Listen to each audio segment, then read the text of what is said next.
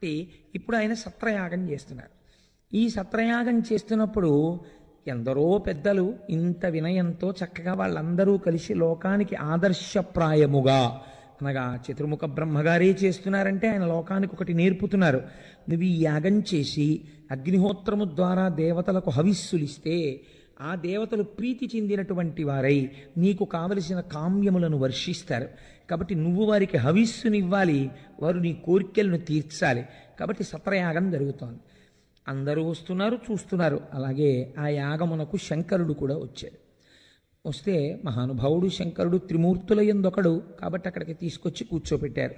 ఒకచో త్రిమూర్తులు తానయ్యున్నవాడు, ఆయనే త్రిమూర్తులుగా ఉన్నవాడు కాబట్టి ఆయననికి ఒక ఆసనం ఇచ్చి కూర్చోబెట్టారు.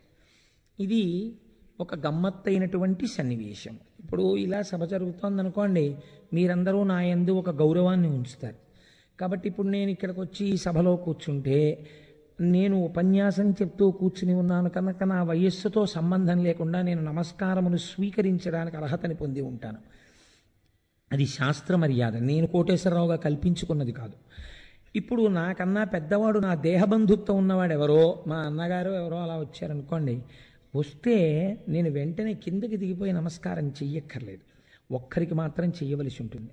నేను ఇలా ఉపన్యాసం చెప్తుండగా మా గురువుగారు ఎక్కడన్నా కనపడ్డారనుకోండి, నేను ఇలా కూర్చుని ఉండకూడదు, వెంటనే దిగిపోవాలి. మళ్ళీ దిగిపోయి మా గురువుగారి పాదాలకు నమస్కారం చేసి వచ్చి కూర్చోవాలి. లేకపోతే అనర్హుడు, వాడికి వినయం లేదు, వాడికి చెప్పడానికి అర్హత లేదు, వాడికి వెంటనే దిగి వారి పాదములకు నమస్కరించవలసిందే. గురువుకు ఆ స్థాయి ఉంది. కాబట్టి సభలో ఎవరు వచ్చినప్పుడు ఎవరు నమస్కరించాలన్నది తెలిసి ఉంటే వినయం, తెలియకపోతే ఏమవుతుంది, అహంకారమునకు కారణం అవుతుంది. కాబట్టి ఇప్పుడు ఆ యాగమునకు శంకరుడు వచ్చాడు. అందరూ ఆయనకి నమస్కరించారు, వారు కూర్చున్నారు, చతుర్ముఖ బ్రహ్మగారు కూర్చున్నారు. చక్కగా యాగం జరుగుతోంది. సరసిజ గర్భయోగి జన సర్వసుపర్వ మునీంద్ర హవ్యభుక్ పరమ ఋషి ప్రజాపతులు భైక్తిమయించనుదించి ఉండా అత్తరణి సమాన తేజుడగు దక్షుడు వచ్చిన తత్సభాసదుల్ ధరమిడి లేచిరప్పుడు పితామహ భర్గులు తక్క అందరున్. ఈ దక్షయజ్ఞానికి సంబంధించిన విషయాన్ని శివమహాపురాణం ఒకలా మాట్లాడింది, భాగవతం ఒకలా మాట్లాడింది. కానీ ప్రధాన సారాంశము మాత్రం ఒక్కటే అయి ఉంటుంది. చిన్ని చిన్ని తేడాలు ఉంటాయి, కానీ అందరికీ అలవాటులో ఉన్న విషయాన్ని నేను స్వీకరించాలి అని అనుకున్నాను. ప్రధానాంశం ఒక్కటే కాబట్టి. సరసిజ గర్భ యోగి జన సర్వ సుపర్వ మునీంద్ర హవ్యభుక్ పరమ ఋషి ప్రజాపతులు భక్తిమేయించనుదించి ఉండా. ఈ మాట మీరు పట్టుకోవాలి. వచ్చిన వాళ్ళు ఎవరున్నారు? సరసిజ గర్భ చతుర్ముఖ బ్రహ్మగారు ఉన్నారు, యోగి జన అనేక మంది యోగులు ఉన్నారు, ఎందరో మహానుభావులు ఉన్నారు, ఋషులు ఉన్నారు. వీళ్ళందరూ పరమ భక్తితో వచ్చారు ఆ యాగం జరుగుతోందని. వచ్చి అందరూ ఆసనముల మీద కూర్చుని ఉన్నారు. ఇలా కూర్చుని ఉండగా ఒక్కసారి సూర్యులు వెలుగుతుంటే ఎలా ఉంటుందో అనేక మంది సూర్యులు అంత ప్రకాశంతో ఆ సభలోకి దక్ష ప్రజాపతి ప్రవేశించాడు. దక్ష ప్రజాపతికి ఒక గొప్పతనం ఉంది. ఆయన సాక్షాత్తు చతుర్ముఖ బ్రహ్మగారి యొక్క బొటనవేలు నుంచి పుట్టాడు. కాబట్టి సృష్టిలో బ్రహ్మగారి తరువాతి స్థానంలో ప్రజాపతులు ఉంటారు. కాబట్టి నేను ప్రజాపతిని, ఇది ఆయనకు ఉన్నటువంటి ఒక విభూతి. కానీ నన్ను సృష్టించిన మహానుభావులు ఉన్నారు అనేటటువంటి వినయంతో స్వీకరించినప్పుడు అది వేరొక కోణంలో ఉంటుందేమో. కానీ ఇప్పుడు దక్ష ప్రజాపతిని ఒక విషయం ఆవహించి ఉంది. ఏమది అంటే, నేను చతుర్ముఖ బ్రహ్మగారి యొక్క బొటనవేలు నుండి పుట్టినవాడిని, కాబట్టి నేను ప్రజాపతిని. నేను సభలోకి వెళ్ళినప్పుడు అందరూ లేచి నిలబడాలి, నిలబడి నాకు నమస్కారం చెయ్యాలి. ఇప్పుడు ఆయనకి ఎవరు నిలబడాలి ఎవరు నిలబడకూడదని కాదు, అందరూ నిలబడాలి. ఆయన దృష్టిలో ఎవరు నిలబడక్కర్లేదనుకుంటున్నాడో వాళ్ళు తప్ప మిగిలిన వాళ్ళు నిల్చోవాలి. అంటే ఇంకొకడు మాత్రం నేను నిలబడక్కర్లేదనుకునేటటువంటి అధికారం లేదు. అంటే respect cannot be commanded, respect should be gained. గౌరవం అనేటటువంటిది మీరు తెచ్చుకోవాలి, అంతేకాని నాకు గౌరవం చెయ్యలేదని ఏడిస్తే గౌరవాలు వస్తాయా? అలాంటి గౌరవం పొందడానికి యోగ్యతని నువ్వు పొందితే నిన్ను గౌరవిస్తారు. నీకు ఆ యోగ్యత లేకుండా గౌరవించమంటే ఎందుకు గౌరవిస్తారు? నీ యోగ్యత ఏమిటో పరిశీలన చేస్తారు పెద్దలు. నువ్వు దానికి పాత్రుడవైతేనే నీకు ఇస్తారు ఆ గౌరవం. అంతేకాని నాకు గౌరవం ఇవ్వండి ఇవ్వండి అంటే ఇవ్వరు. ఆ గౌరవం తెచ్చుకునేటట్టు నీ నడువడి ఉన్నదా లేదా పరిశీలన జరుగుతుంది లోకంలో. కనుక ఏమైంది? ఇప్పుడు దక్ష ప్రజాపతి లోపలికి వచ్చారు. వస్తే అందరూ లేచి తత్సభాసదులు తరమిడి లేచిరప్పుడు పితామహ భర్గులు తక్క అందరున్. ఎవరు లేచారు అనవసరం, లేవని వాళ్ళ పేర్లు చెప్తున్నారు. ఇద్దరూ లేవలేదు. ఒకరు పితామహ అంటే చతుర్ముఖ బ్రహ్మగారు, రెండవ వారు భర్గుడు. భర్గుడు అన్న నామం పరమశివుడి యొక్క అష్టమూర్తుల్లో ఒకటి. శర్వ, భవ, భర్గ, ఉగ్ర, రుద్ర, భీమ, పశుపతి, మహాదేవ ఈశానముల్లో. అందుకని భర్గుడు అంటే శివుడు. ఆ భర్గుడు అనబడేటటువంటి నామముతో ఉన్న శంకరుడు కూడా లేచి నిలబడలేదు. లేచి నిలబడకపోతే లేచిన వాళ్ళు లేచారు కదా, ఇంతమంది నమస్కరించారు, లేచిన వాళ్ళ విషయం ఆయన పట్టించుకోలేదు, లేవని వాళ్ళ విషయం పట్టించుకున్నాడు. అంటే ఏమిటి?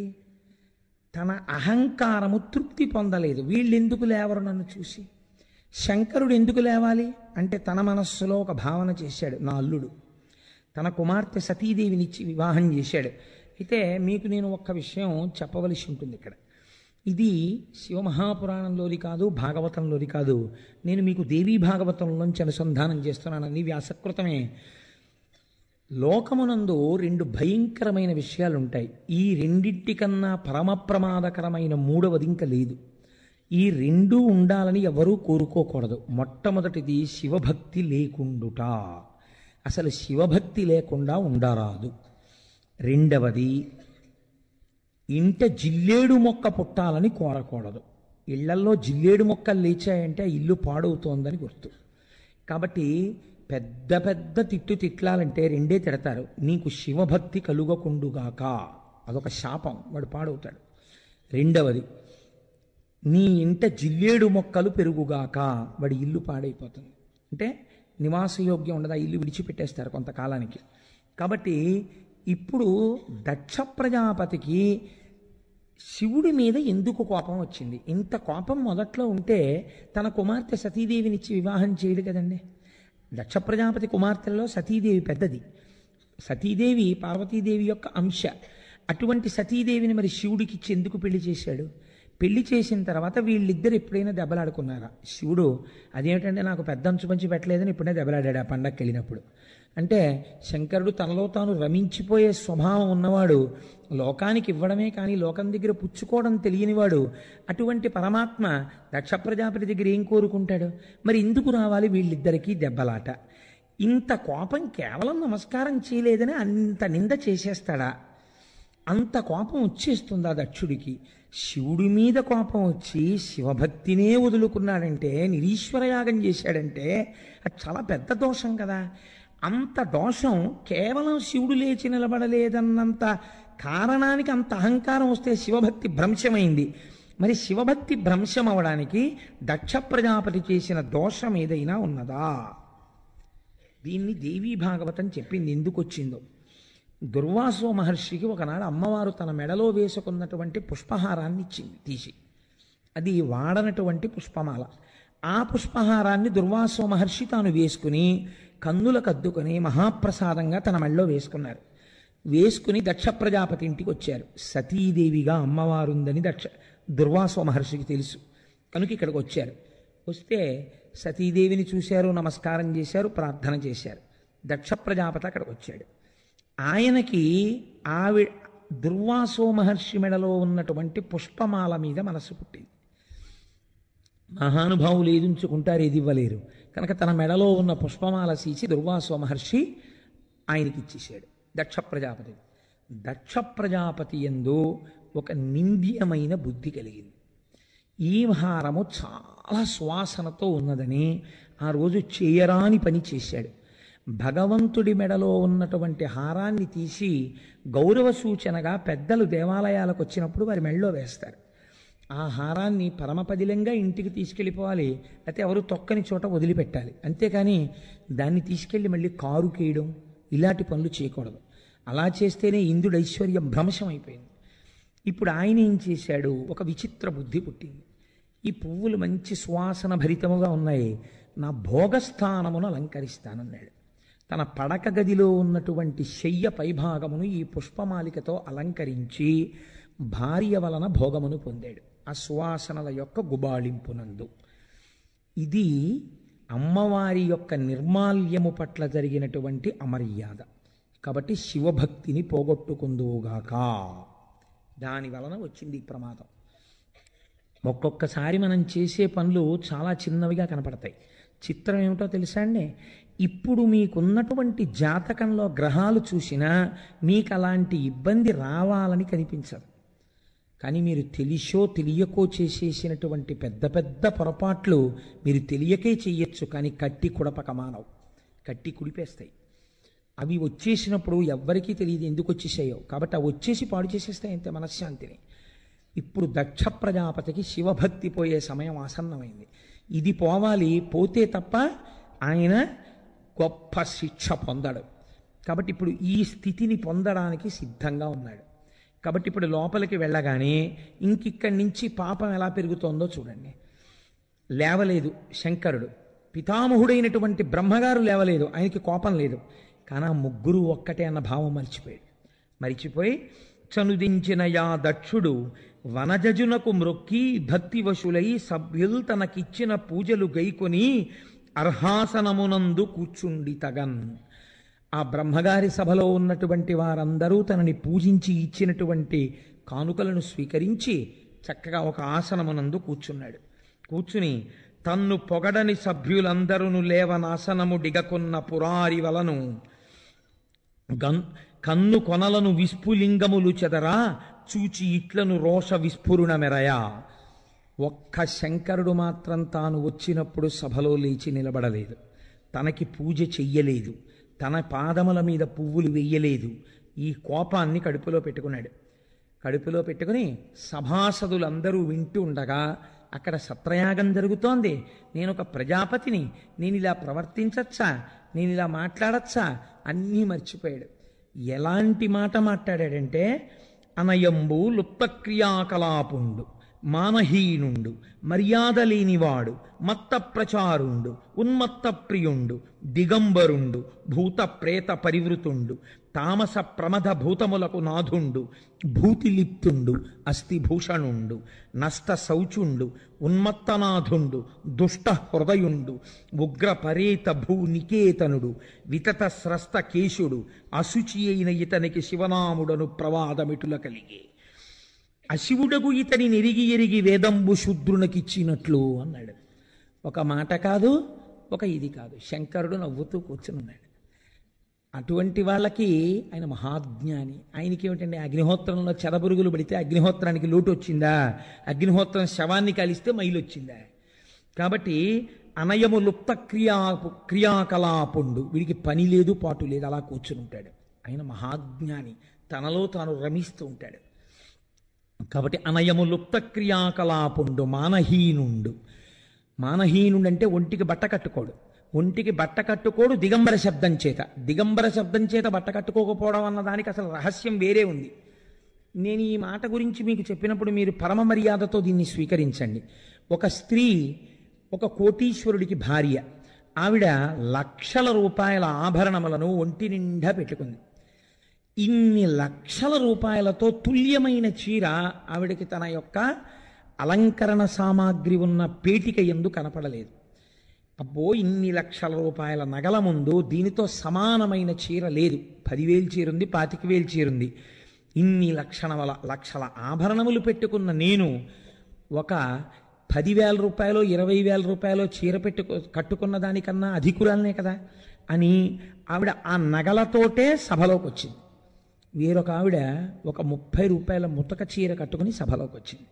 ఇద్దరిలో చి సిగ్గులేనిదానా అని ఎవరినంటారు? 30 రూపాయల చీర కట్టుకుందని అనరు. ఎన్ని లక్షల ఆభరణములు పెట్టుకున్నా బట్ట కట్టుకోలేదు కనుక చీ సిగ్గులేనిదానా మానము లేనిదానా అంటారు కదండి. అలా మనకి అంబరము భక్తి, మనం కట్టుకునేటటువంటి అంబరం భక్తి, దాని వలన శోభ వస్తుంది శరీరానికి. ఎంత భక్తి ఉంటే అంత శోభ ఉంటుంది. భక్తి దేని కొరకు? మీరు పొందవలసిన, మీరు ఎవరి చేత పొందబడాలో, మీరు ఎవరిని పొందాలో వాడి యందు భక్తి అంబరమవుతుంది. అంబరము చాలా గొప్పదవుతోందంటే, మీరు కట్టుకున్న వస్త్రము చాలా గొప్పదవుతోందంటే, మీరు పొందవలసినటువంటి వాడికి మీరు దగ్గరవుతున్నారని గుర్తు, భక్తి పెరుగుతోందని గుర్తు. ఈశ్వరుడు ఎవరిని పొందాలి? ఈశ్వరుడు పొందడానికి ఇంకొకడు లేడు. ఈశ్వరుడే అందరినీ పొందుతాడు ఆయన. కాబట్టి ఆయనకి భక్తి అంబరం ఎందుకు ఉంటుంది? ఇంకా ఆయనకి భక్తి అంటే ఆయన ఎవరి యందు భక్తితో ఉండాలి? కాబట్టి ఆయన దిగంబరుడు, మహాజ్ఞాని అని గుర్తు. దానికి అర్థం అది తెలియదా? ప్రజాపతి అయినటువంటి దక్షుడికి మార్చి కావాలని నింద చేస్తున్నాడు. కాబట్టి మానహీనుండు, మర్యాద లేనివాడు. ఏమిటి మర్యాద లేదు? నిజంగా శంకరుడే మర్యాద కోసం మాట్లాడాలంటే ఆయన మూడో కన్ను ఒక్కటి చాలు కదండి. ఆయన ఎందుకు లేవలేదో చెప్పలేని అసమర్థుడా? చెప్పగలడు. కానీ చెప్పినా ఇప్పుడు వినే స్థితి నీకు లేదు, నీకు ఆ పాత్రత లేదు వినడానికి ఇప్పుడు. కాబట్టి మర్యాద లేనివాడు ఆయన అంటున్నాడు శంకరుణ్ణి. మత్త ప్రచారుండు, ఎప్పుడూ కూడా చాలా ఉన్మత్తతతో ఉంటాడు. ఉన్మత్త ప్రియుండు, ఉన్మత్తులైన వాళ్ళకి చాలా ప్రియంగా ఉంటాడు. దీని అర్థం ఏమిటో తెలుసా అండి? ఆయన ఉమ్మెత్త పూల పూజ స్వీకరిస్తాడు. ఉన్మత్తులు అంటే పిచ్చివాళ్ళు, పిచ్చివాళ్ళకు ప్రియుడు. పిచ్చివాళ్ళు అంటే ఎవరో తెలుసా అండి? మీకు అర్థం కాని వాళ్ళు, ఒక్క మాటలో చెప్పాలంటే కదా. మనకు అర్థం కాలేదనుకోండి, ఒక ఆయన స్వభావం పిచ్చాడండి అంట కదండి. నేను చాలా 2-3 మాటలు చెప్పినట్టున్నాను ఈ విషయాన్ని. ఒకసారి పద్మప్రియ టాకీస్లో సినిమాకి వెళ్ళా. నాకేమో ఎందుకంటే దానికి నా అవ్వాల్సిన అవసరం, నేను గృహస్థుని కదా. నాకు కూతురు ఉంది, అది హఠం చేస్తుంటుంది ఒక్కొక్కసారి. నాన్నగారండి ఈ సినిమా మీరు రావలసిందే అంటుంది. కాదమ్మా నువ్వు వెళ్ళు అన్నా సరే, నాన్నగారండి నా కోసం మీరు ఆ సినిమాకి రారా అంటుంది. నేను రాను అని అనలేనది ఆ మాట అన్నప్పుడు. వస్తాను నాన్న అంటాను. నేను దానికోసం వెడుతూ ఉంటాను సినిమాకి అప్పుడప్పుడు. కానీ మీరు తిట్టకండి సినిమా చూశాక అంటుంది. తిట్టను అంటుంటాను. కూర్చుని ఏదో సినిమా చూసి బయటకు వచ్చేస్తుంటే పద్మప్రియ టాకీస్ దగ్గర గోచి పెట్టుకుని ఒక ఆయన జుట్టు విరబోసుకుని పెద్ద జుట్టుతో డ్రైనేజీలో వెళ్ళిపోతున్న నీళ్ళని ఈ ప్లాస్టిక్ చెంచాలు గులాబ్ జాములు అవి తినడానికి ఇవాళ రేపు వాడుతున్నారే, చక్కగా బాసుం పెట్టేసి కూర్చుని ఇన్ని వెహికల్స్ వెళ్ళిపోతున్నా కూడా కళ్ళు మూసుకుని ఎంత నిటారుగా ఎలా కూర్చున్నాడో తెలుసా అండి. యోగంలో కూర్చుని నేను చాలా ఆశ్చర్యపోయింది ఏంటంటే, అసలు ఆచమనం ఎలా ఉంటుందో అలా ఆ మురుగునీరు తీసుకుని ఇలా ముద్ర పట్టి ఓం కేశవాయ స్వాహ, ఓం నారాయణాయ స్వాహ అని తాగుతున్నాడు. అందరూ ఆయన్ని పిచ్చివాడు అంటున్నారు. కానీ ఆయన ఎంత సంస్కారవంతుడో నాకు కళ్ళమ్మట నీళ్ళొచ్చి, మహానుభావ ఎంతటి వాడివో, ఇవాళ ఎందుకు ఇలా అయ్యావో ఎవరికి తెలుసు? నీ పరిస్థితి మాకు తెలియదు కాబట్టి నేను పిచ్చివాడని వేస్తున్నాం. కానీ నీ స్థాయి మాకు తెలియబడలేదు, మేము పిచ్చాలని అర్థం కాక. మహాపురుషులు అర్థం కారు. అర్థం కాకపోయిన వాళ్ళందరూ బ్రహ్మజ్ఞానులు. అందుకే రామకృష్ణ పరమహంసకు పట్టిన పిచ్చి నాకెప్పుడు పడుతుందో అని ఏడ్చారు చాలామంది. కాబట్టి ఉన్మత్త ప్రియుండు అంటే అటువంటి బ్రహ్మజ్ఞానులకు ఇష్టమైన వాడు శంకరుడు. వాళ్ళు ఆరాధిస్తారు ఆయన్ని. ఆయన పొందుతున్న బ్రహ్మానందం మేము పొందాలా, ఆయనలా ఉండాలని. కాబట్టి అది తెలియదా? దక్షుడికి తెలిసి నింద చేస్తున్నాడు. ఉన్మత్త ప్రియుండు, దిగంబరుండు, భూత ప్రేత పరివృతుండు.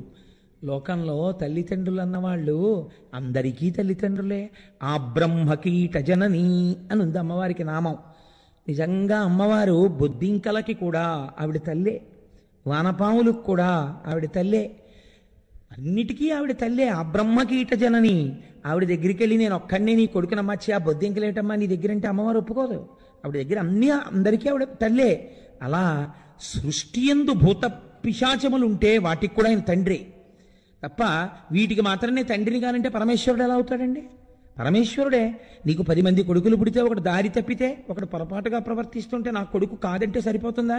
ఈ జన్మకి వాడు నీ కొడుకే, అంతే, తప్పదు. నువ్వు ఏ కారణం చేత విడిచిపెట్టడం కుదరదు.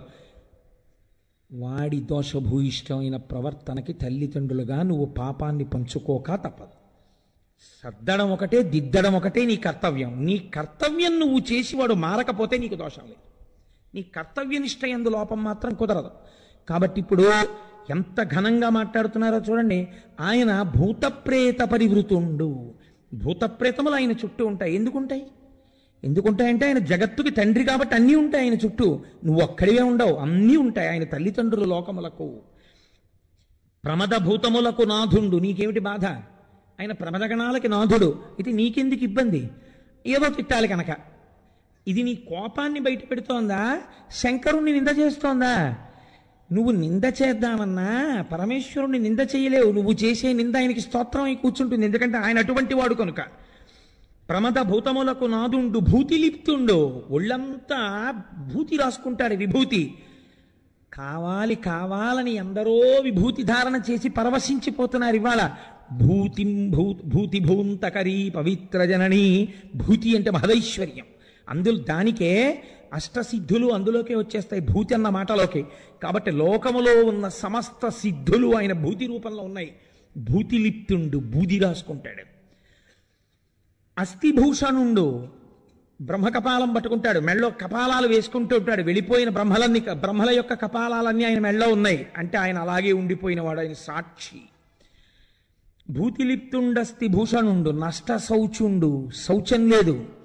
శౌచం లేకపోవడం ఏంటంటే బ్రహ్మజ్ఞానికి, ఆయనకి ఇంకా విధి నిషేధములు ఉండవు. ఇది చెయ్యాలి, ఇది చెయ్యకూడదు అని ఉండదు బ్రహ్మజ్ఞానికి. ఎందుకని? ఆయన అగ్నిహోత్రంలా ఉంటాడు. మీరు చూడండి, ఒక శవాన్ని కాల్చేయవలసి వచ్చింది. దేంతో కాలుస్తారు? అగ్నితోనే కాల్చాలి. అగ్నితో కాల్చిన తర్వాత మీరు అన్నం వండుకున్నారనుకోండి, అగ్నితోనే వండుకుంటారు. అక్కడ ఏ అగ్ని శరీరాన్ని కాల్చిందో అదే అగ్ని. అంటే అందులో పుల్లపట్టమని కాదు నా ఉద్దేశం. ఆ అగ్ని ఈ అగ్ని కన్నా భేదమా? కాదు కదా. అయ్యి బాబోయ్, ఈ అగ్నినండి మనం శవాన్ని కాల్చేస్తుంటే చూశాను బాబోయ్, ఆ అగ్ని మీద వండినవేవి నేను తిన్నంటే ఏడు, నీకు అన్నం ఉండదంతే. ఇంకా అగ్నిహోత్రానికి మైలొచ్చిందా? అగ్నిహోత్రం ఏమైనా అపవిత్రం అయిపోయిందా? బ్రహ్మజ్ఞాని ఇది చెయ్యలేదు కాబట్టి అపవిత్రం, ఇది చేశాడు కాబట్టి పవిత్రం అని ఉండదు. బ్రహ్మజ్ఞాని రాశీభూత పవిత్రం అంతే బ్రహ్మజ్ఞానం చేత. కాబట్టి నష్టశౌచుండు, ఉన్మదనాథుడు, దుష్ట హృదయుండు. ఆయన హృదయం చాలా దుష్టమైనది అంటున్నాడు. ఆయన హృదయం ఈయన చూశాడండి. ఆయన హృదయం అంతా దుష్టమైతే నీ కూతురుని ఎందుకు ఇచ్చావు మొన్న? ఆయన శరీరంలో వామార్థ భాగంలో నీ కుమార్తె ఉంది. ఇప్పుడు నువ్వు ఎవరిని నిందించినట్టు? దుష్ట హృదయుండు, అదుపు తప్పిపోయిన కోపం ఎలా మాట్లాడుతుందో చూడండి. ఇదంతటికీ కారణం ఏమిటి? అవివేకం. నా అంత వాడు లేడు, నేను ప్రజాపతిని, నేను వస్తే లేవకపోవడమా? ఇప్పుడు ఈ విద్య వినయానికి వెళ్ళిందా? ఈ విద్య అహంకారానికి వెళ్ళిందా? ఎందుకు ఆ ప్రజాపతి పదవి? కాల్సనా? దేనికి పనికి వస్తుంది అది? దక్ష ప్రజాపతే కావచ్చు కాక. ఈ సందర్భమునందు ఆయన నమస్కార యోగ్యుడు కాడు, ఆయన నడుబడి నమస్కార యోగ్యం కాదు, అంతే. కాబట్టి ఇప్పుడు ఏమైంది? దుష్ట హృదయుండు, ఉగ్ర పరేత భూనికేతనుండు. శ్మశానమునందుంటాడు. ఎవరుంటారు శ్మశానం దగ్గర? అందరూ ఆయన సంపాదించినవన్నీ బుచ్చేసుకుని ఆయన్ని అక్కడ వదిలిపెట్టేసి వచ్చేసేవాళ్ళే. ఒక్కడే ఒక్కడు అప్పుడు కూడా ఉండి ధైర్యం చెప్పేవాడు ఉంటే శంకరుడు ఒక్కడే ఉంటాడు. అది ఆయన ఔదార్యం అని చెప్పాలా నువ్వు? నీ వాళ్ళన్న వాళ్ళు ఎవ్వరూ లేక నీ జేబులో పరుసు కొట్టేసి నువ్వు ట్రైన్ ఎక్కేసిన తర్వాత టిక్కెట్టుతో పాటు ఉన్న పరుసు నీ జేబులో ఉన్నదాన్ని దొంగ ఎత్తుకుపోతే, అయ్యా నేను నిజంగా టికెట్ కొనుక్కున్నానండి, నేను అటువంటి వాడిని కాను, నా పరుసు ఎత్తుకుపోయారు అని నువ్వు చెప్తూ ఉంటే, ఇలా టికెట్ తీయని వాళ్ళందరూ మీలాగే చెప్తారు, మాస్టారు పదండి కానిస్టేబుల్ తోటి అని నీ మెడ మీద చెయ్యి వేసి కానిస్టేబుళ్ల దగ్గరికి నిన్ను తోసేస్తుంటే, అటువంటి పరిస్థితుల్లో నీ కంఠం విని కంపార్ట్మెంట్లో అటువైపు చివరి వాళ్ళు ఎవరో గబగబా వచ్చి, అంటే నాకు అలాంటి దురదృష్టం కలగలేదనుకోండి ఈశ్వరుడి దయ వల్ల, కోటేశ్వరారు మీ కంఠం విని వచ్చామండి, ఏమిటి మిమ్మల్ని తోసేస్తున్నారేంటి అలాగా అంటే, అయ్యా నిజంగా టికెట్ కొన్నానండి, పర్సు ఎవరో కొట్టేశారు, ఇవాళ ఈ ఆపద వచ్చింది, వాళ్ళు నన్ను నమ్మలేదండి, సహజం కదా, టికెట్ లేనప్పుడు అందరిలా నన్ను అనుకుంటున్నారంటే, అయ్యయ్యో ఆయన అలాంటి వారు కాదండి అని నన్ను నమ్మినవాడెవరో గబగబా తీసి ఆ ఫైన్ కట్టేసి రసీద్ తీసుకుంటే, సారీ మాస్టారు మేము అందరిలా అనుకున్నాం అని ఆ టీటీ అంటే, మిమ్మల్ని కంపార్ట్మెంట్లో కూర్చోపెట్టినటువంటి వాడు ఒక దుష్టమైన సన్నివేశంలో కనపడిన వాడిని నిందిస్తావా? జీవితాంతం నీ మర్యాద నిలబెట్టిన వాడిని గౌరవిస్తావా? అందరూ నిన్ను వదిలిపెట్టేస్తే నువ్వని నువ్వే భ్రాంతి పడిన దాన్ని కాల్చేస్తుంటే వాడొక్కడుండి నిన్ను కౌగలించుకుంటే వాడి శ్మశానవాసని తిడతావా? నీ నాలుక కోసేయద్దు? కృతజ్ఞత కాదది? శ్మశానవాసి అయితే లోకమంతా శ్మశానమే. ఒకటి, ఈ లోకమన్నా శ్మశానం అయి ఉండాలి. రెండు, అసలు లోకములో శ్మశానము లేకపోవడం అన్నా అయి ఉండాలి. శ్మశానం అయి ఉంటే అది రుద్రభూమి ఏమిటంటే లోకమంతా శ్మశానం. నేను ఇప్పుడు మాట్లాడుతుంటే ఎన్ని క్రిములు చచ్చిపోయాయో శబ్దానికి, నేను ఈ చేతులు కదుపుతుంటే ఎన్ని చచ్చిపోయాయో, నేను ఇక్కడ కూర్చునుంటే నా కింద పడి ఎన్ని చచ్చిపోయాయో, మీ అందరూ కూర్చుంటే ఎన్ని చచ్చిపోయాయో. ఇది శ్మశానం కాదా? ఆ కోణంలో శ్మశానమే. లోకమే ఒక మహాశ్మశ, ఎప్పుడు లయమైపోతూనే ఉంది ప్రతి క్షణం. అంతటా ఆయనే లయకారకుడై ఉన్నాడు. అది శ్మశానవాసి అంటే. కాబట్టి ఇది తెలియక మాట్లాడడం ఉద్ధతితో కూడినటువంటి మాట. కాబట్టి దుష్ట హృదయుండు, ఉగ్ర పరేత భూనికేతనుడు, వితత స్రస్త కేశుడు. ఆయన జుత్తు ఇలా విడిపోయి ఉందిట, అది ఈయన బాధ. ఆయన జుత్తు విడిపోయి ఉంటే నీకు బాధ ఎందుకు?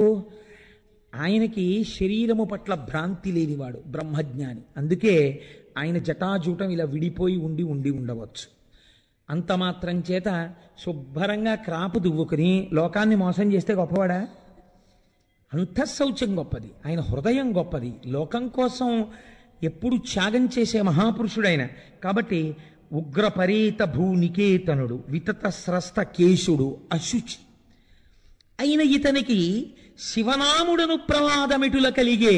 ఇన్ని అవలక్షణాలున్నవాడిని శివుడని ఎవడరా పిలిచినవాడు? మంగళమైతే శివుడని పిలవాలి. అసలు ఈయన రూపమే అమంగళం. ఈయన్ని ఎవడు పిలిచాడు శివుడని? ఎరిగి ఎరిగి వేదంబు శూద్రునికిచ్చినట్లు, అధికారము లేని వాడికి ఇవ్వకూడని వస్తువు ఇచ్చినట్టు ఎలా ఇతన్ని శివుడని పిలిచారా? నాకు ఆశ్చర్యంగా ఉంది, వీడు శివుడా అని అడిగాడు. అయితే ఇక్కడ గొప్పతనం ఏమిటో తెలుసా అండి? భగవంతుండగు రుద్రునందు అనిందితంబులై స్తుతి రూపంబు నొప్పే. ఈ మాటలన్నీ దక్ష ప్రజాపతి మాట్లాడుతుంటే ఇవేవి ఆయనకి చెందవు కనుక వేరొక కోణంలో ఇవి ఆయనకి స్తోత్రమే అయ్యాయి అన్నారు. ఎందుచేత ఆయన యొక్క గుణం అటువంటిది, ఆయన యొక్క నడువడి అటువంటిది, ఆయన అంతటి మహానుభావుడు. కాబట్టి నింద చేసినా స్తోత్రమే అయిపోయింది ఆయన ఎడల. ఆశ్చర్యకరమైనటువంటి విషయం ఏమిటంటే శంకరుడు నవ్వుతూ కూర్చున్నాడు. దక్ష ప్రజాపతి తిట్టినంతసేపు తిట్టాడు, ఆయన నవ్వుతున్నాడు. ఆయన ముందు ఎలా ఉన్నాడో ఇప్పుడు అలాగే ఉన్నాడు. ఇది ఆయనకి కోపం ఇంకా మింగుడు పడలేదు. ఏంట్రాయి అంత తిట్టినా అలా కూర్చుంటాడని, నేను వెళ్ళిపోతున్నాను ఈ సభలోంచని లేచి ఇంటికి వెళ్ళిపోయాడు. ఎవరిని నిందించారు? దక్ష ప్రజాపతి శంకరుణ్ణి నిందించాడు. నిందింపబడిన శంకరుడు ఎలా ఉన్నాడు? చక్కగా నవ్వుతూ కూర్చున్నాడు. ఆయన ఏమి చెక్కు చెదరలేదు. నింద చేసిన వాడు ఎక్కడున్నాడు? ఇంటికి వెళ్ళిపోయాడు. మధ్యలో అనవసరంగా లేచి అరిచిన వాళ్ళు ఇద్దరు ఉన్నారు. ఒకరు నందీశ్వరుడు, రెండవ వాడు భృగువు. అందుకే అరికాలి కన్ను నొక్కేశారు శ్రీ మహావిష్ణువు. ఇలాంటి అహంకారాలకు పోతే అలాగే ఉంటాయి. కాబట్టి ఏమైంది? వీళ్ళిద్దరూ రెండు జట్లు కట్టారు. ఒకరు శివ సంబంధంగా కట్టారు, ఒకరు విష్ణు సంబంధంగా కట్టారు. కట్టి ఇంకక్కడి నుంచి ఒకరి మీద ఒకరు బురద జల్లుకున్నారు. జల్లుకుని ఒకరికొకరు శాపాలు ఇచ్చుకున్నారు, ప్రతిశాపాలు ఇచ్చుకున్నారు. నానా రగడ జరిగింది. అందులో నవ్వుతూ కూర్చున్న వాళ్ళు ఎవరంటే ఒకరు చతుర్ముఖ బ్రహ్మగారు, ఒకరు శంకరుడు. వాళ్ళిద్దరికీ అన్నీ తెలుసు. పసిపిల్లవాడు తెలియక నాన్నగారండి నాన్నగారండి నాన్నగారండి లెంప మీద కొట్టి పిలుస్తాడు. తండ్రి కోపగిస్తాడా? ఉండ్రా ఉండ్రా ఉండ్రా, ఏంటా కొట్టడం, తప్పు, అలా కొట్టకూడదంటూ ఇలా చేయి తీస్తాడు. అంతేగాని లాగి తండ్రి కూడా కొడతాడా లెంపకాయ? పిల్లడి అజ్ఞానాన్ని తండ్రి మన్నించినట్టు మన్నించి నవ్వుతూ ఊరుకున్నాడు. అందుకేనండి లోకంలో మహాపురుషులైనటువంటి వారు ఈ తప్పు జరగకూడదని కోరుకున్నారు ఎప్పుడు. ఎంత మర్యాదతో మాట్లాడారో చూడండి. శంకరాచార్యుల వారు శివానంద లహరిలో ఒక చోట ఒక శ్లోకం చేశారు. నేను చదివి చాలా కాలం అయిపోయింది. శివతవ పరిచర్యా సన్నిధానాయ గౌర్యా భవ మమ గుణధుర్యాం బుద్ధి కన్యాం ప్రదాన్యే సకల భువన బంధో సచ్చిదానంద సింధో సదయ హృదయ గేహే సర్వదా సంవసత్వం. జ్ఞాపకానికి వచ్చిందండి. కాబట్టి శివ పిలుస్తారాయన. ఆ ఒక్కొక్క పాదంలో ఒక్కొక్క పేరు పెట్టి పిలిచారు. శివ సర్వమంగళ స్వరూపుడా, తవ పరిచర్య సన్నిధానాయ గౌర్యాం, నీకు నా కూతురునిచ్చి పెళ్లి చెయ్యాలనుకుంటున్నాను. శంకరాచార్యుల వారికి కూతురు ఎక్కడుందండి ఆయన సన్యాసాశ్రమంలో ఉంటే? అంటే శంకరాచార్యుల వారు దేని గురించి మాట్లాడుతున్నారో మీరు అర్థం చేసుకోవాలి. శంకరాచార్యులు వారికి కూతురు లేదు, శంకరాచార్యులు వారికి చెప్పవలసిన అవసరం లేదు, రెండూ లేని వారు చెప్తున్నారు. అంటే మీకోసం చెప్తున్నారు, నా కోసం చెప్తున్నారు. ఒక పిల్లాడిని వెతికి పిల్లని ఇవ్వాలనుకున్నారనుకోండి, ఆ పిల్లని కన్యావరణం అని చెప్పేసి మనకి సరి అయిన పిల్లని వెతికి తీసుకురండి అని పంపిస్తూ ఉంటారు కదా, ఆ కళ్యాణంలో కూడా చెప్తూ ఉంటారు. ఎటువంటి వాడికి ఇవ్వాలండి? శివ, మొట్టమొదట పెళ్లి కొడుక్కున్న లక్షణం చెప్తున్నారు. శివ, నువ్వు సర్వమంగళ స్వరూపుడవు కాబట్టి నీకు పిల్లనిస్తున్నావు. తవ పరిచర్యా సన్నిధానాయ గౌర్యాం భవ. భవ అంటే బతికించేవాడా? భార్యని బతికించేవాడై ఉండాలి పురుషుడు. తను కష్టపడి భార్యని బ్రతికించగలిగిన వాడై ఉండాలి. తన పక్కన ఆవిడ ఉన్నందుకు ఆవిడ నమస్కార యోగ్యతని పొందాలి తప్ప తన వలన ఆవిడ అపకీర్తి పొందుతోంది అనుకోండి, నీ కారణంగా ఆవిడ లోకం చేత నిందింపబడింది అనుకోండి. రావణాసురుడి భార్య అయినందుకు మండోదరి నిందింపబడింది. లేకపోతే సీతమ్మ తల్లిది ఎంత పాతివ్రత్యమో మండోదరిది ఎంత పాతివ్రత్యం. మరి మండోదరి పాతివ్రత్యం ఎందుకు ప్రకాశించలేదు రామాయణంలో? రావణాసురుడికి భార్య కావడమే ఆవిడకు ఉన్నటువంటి ప్రారంభం. లేకపోతే సీతమ్మతో సమానం ఆవిడ కూడాను. అలా భర్త తన నడువడి చేత, తన భక్తి చేత, తన యొక్క గాంభీర్యము చేత తన భార్యకి కూడా నమస్కార యోగ్యతని కల్పించగలిగినటువంటి వాడై ఉండాలి. అలా చేయగలగడం, బ్రతికించడం భవ. నీవు అటువంటి గుణమున్నవాడివి, నువ్వు అటువంటి శీలమున్నవాడివి, అటువంటి నడువడి ఉన్నవాడివి. ఎందుకు పిల్లనిస్తున్నారో చెప్తున్నారు శంకరాచార్యుల వారు. శివ ఒక కారణం, పైకి చాలా మంగళంగా ఉంటావు, లోపల మంగళప్రదుడివి. భవ, నువ్వు చాలా బతికించగలిగిన లక్షణం ఉన్నవాడివి. సకల భువన బంధో, ఎన్ని ఉన్నా మీ నాన్నగారు ఎక్కడంటే అవన్నీ అనవసరం అండి, మీరు నా గురించి పట్టించుకోండి, నాకు చిన్నప్పుడు కోపం వచ్చి 10th క్లాస్లో మా అమ్మా నాన్న తొలిసి వచ్చాను. సచ్చిదానంద సింధో, ఎప్పుడో ఆనందమునకు సముద్రమైనటువంటి వాడా, నేను నీకు మమ గుణ దుర్యాం బుద్ధి కన్యాం ప్రధాన్యే, మా అమ్మాయిని నీకు ఇద్దామనుకుంటున్నాను. ఇన్ని గుణాలున్న అల్లుడు నాకు ఎక్కడ దొరుకుతాడయా? ఎవరో తెలుసా? నా కూతురు, నా బుద్ధి. నా బుద్ధిని నీకు ఇచ్చేస్తాను స్వామి, కూతురుగా నీ భార్యగా స్వీకరించు. ఇదేం ఆఘాయిత్యమయ్యా? నువ్వు నాకు భార్యగా నీ కూతురునిస్తే మరి గౌరీ కోపం రాదా? ఈశ్వరా, నీ భార్యగా రావడం అంటే నీకు మాత్రమే భార్య కాదు, ఎందుకు వస్తోందో తెలుసా మీ ఇంటికి? మా అమ్మాయి నీకు గౌరీకి కలిపి సేవ చెయ్యాలి. నా బుద్ధి, నా కూతురు మీ ఇద్దరికీ సేవ చేసుకోవడానికి వస్తుంది. నువ్వు మాత్రం ఒక్క ఉపకారం చెయ్యాలి, నాకు ఒక్కతే కూతురు, బుద్ధి ఒక్కటే కదా. ఇల్లరికం వచ్చి ఇక్కడ కూర్చోవాలి. ఇక్కడ కూర్చున్నారా? ఎలా కూర్చోవాలి? శివ తవ పరిచర్యా సన్నిధానాయ గౌర్యా, గౌరితో వచ్చి ఇక్కడ కూర్చో. ముదమంద గౌరితో కలిసి కూర్చుండు, మన మానస పూజలో ఉంది కదండి, ఇక్కడ కూర్చుంటే నా బుద్ధి ఏం చేస్తుంటుంది? నా కూతురు, బుద్ధి అనబడే నా కూతురు ఎప్పుడూ మీ ఇద్దరికీ సేవ చేస్తుంది. ఇల్లరికం రా తండ్రి అని అంత అందంగా అడుగుతారు. అంటే బుద్ధి ఎప్పుడూ ఈశ్వర పాదములను పట్టి ఉండాలి. ఒకనాడు భ్రంశమైంది నిజమే, పొరపాటు పడ్డావు, ఏదో శంకరుడిని నింద చేశావు. పెద్దవాడివి, ప్రజాపతి, నీకు బిరుదెందుకు? ఇంకా బ్రహ్మగారి తర్వాత పుట్టినవాడివే. ఉత్తమే క్షణకోపస్య మధ్యమే ఘటికాద్వయం అధమే స్యాదహోరాత్రం పాపిష్టే మరణాంతక. ఇవాళ కోపం వచ్చింది, పోన్ రేపు పొద్దున్న ఒక్కసారి పోన్లే, పొరపాటు జరిగిపోయింది, కోపం వచ్చింది. అల్లుడా పోన్లేవయ్యా, పెద్దవాడిని ఏదో అన్నాను, మనసులో పెట్టుకోకు, నేను అన్నది నీకు ఆశీర్వచనం అని ఒక్క మాట చెప్తే అయిపోయింది కదా. ఆ మాట అనడం ఇష్టపడలేదు సరికదా. ఇప్పుడు శంకరుణ్ణి అవమానించాలనుకున్నాడు. ఎలా అవమానించాలి? ఆయన పూజనీయుడు కాడు అని లోకమునకు నిరూపించాలి. ఎలా నిరూపించాలి? తను పిల్లనిచ్చిన వాడే ఆయన్ని పిలవకుండా లోకమంతా యజ్ఞం చేసేటప్పుడు ఆయనకి హవిస్సులిస్తే అసలు నేను పిలవలని నిరీశ్వర యాగం చేస్తాను. కాబట్టి ఎటువంటి యాగం చేస్తాను? అరుద్రంబుగా వాజపేయ సవనంబుగా వించి తదనంతరంబ బృహస్పతి సవననామకంబైన మఖంబుసేయనుపక్రమించిన అచ్చటకింక్రమంబున వాజపేయ యాగం చేసి, అది కూడా రుద్రుడు పరమశివుడు లేకుండా, శివుడికి హవిస్సులు ఇవ్వకుండా, అంటే వేదం చెప్పిన విధానాన్ని తిరగరాసి ఒక కొత్త యజ్ఞాలు సృష్టించి వాటికి యజ్ఞాలని పేరెట్టి చెయ్యడం మొదలెట్టినవాడు. బహుశా దీనికి ఆదికర్త దక్షుడే ఉండవచ్చు. కాబట్టి నిరీశ్వర యాగం చేస్తున్నానని ఒక యాగం మొదలెట్టాడు. దీనికి శివుణ్ణి నేను పిలవను, అందరినీ పిలిచాడు. ఇప్పుడు తన అల్లుడి మీదే ఇంత కక్ష పట్టాడే, లేచి నిలబడలేదని పిలిస్తే వెళ్ళకపోతే ఇంకెంత కక్ష పెట్టుకుంటాడో. కాబట్టి ఇప్పుడు ఏం చెయ్యాలి? వెళ్ళితే ఓ గొడవ వదిలిపోతుంది. మనకి ఎందుకు వచ్చింది? కాబట్టి అందరూ బయలుదేరి అక్కడికి వెళ్ళాలి, ఆ యజ్ఞం దగ్గరికి. అందరూ బయలుదేరి వెడుతున్నప్పుడు పెద్ద కోలాహలం. వాళ్ళని వీళ్ళని పిలవలేదండి. మళ్ళీ అదేదో 10 మందిని పిలిచి చేశాడనుకోండి, ఏముందండి ఏదో 10 మంది తెలియని వాళ్ళు వెళ్ళారంటారు. అలా కాదు, లోకం అంతటినీ పిలవాలి, అందరూ రావాలి. ఒక్క శివుణ్ణి మాత్రం నేను పిలవను. అసలు మీకు నేను శాస్త్రంలో ఒక మర్యాద చెప్పనండి. ఇంటి యజమాని యొక్క గౌరవము దేని వల్ల ప్రకటితమవుతుందంటే అల్లుడి వలన ప్రకటితమవుతుంది. నేను ఈ మాట అంటే మీరు క్షమించండి నన్ను. మీ ఇంట్లో ఒక గొప్ప శుభకార్యం జరుగుతోందనుకోండి, ఇంటికొచ్చే బంధువులందరినీ తీసుకురావడానికి తన కొడుకు విడితే చాలు. అల్లుడు గారు వస్తున్నారనుకోండి, ఆయన కన్నా గొప్ప బంధువు లోకంలో ఉండడు మామగారికి. ఎందుకంటే పుత్రపంచకంలో ఒకడిగా వచ్చాడు, కూతురి మెళ్ళలో తాళి కట్టి. మామగారు తానే వెడతాడు స్టేషన్కి వెళ్ళి, అది మర్యాద. ఆ అల్లుడు గారిని ఇంటికి తీసుకొస్తాడు. ఎంతమంది రానివ్వండి, ఒక మాట అడుగుతారు, అదేమిటంటే హారతి పట్టడానికి మీ అమ్మాయి రాలేదా, అక్క చెల్లెలు రాలేదా అంటారు. అమ్మాయి అల్లుడు గారు వస్తే ఆ అందం వేరు. మా బావగారు ఆయన తిరుగుతుంటే ఎంత అదృష్టమో చూడండి, కొడుకులా కలిసిపోయిన అల్లుడు అంటారు.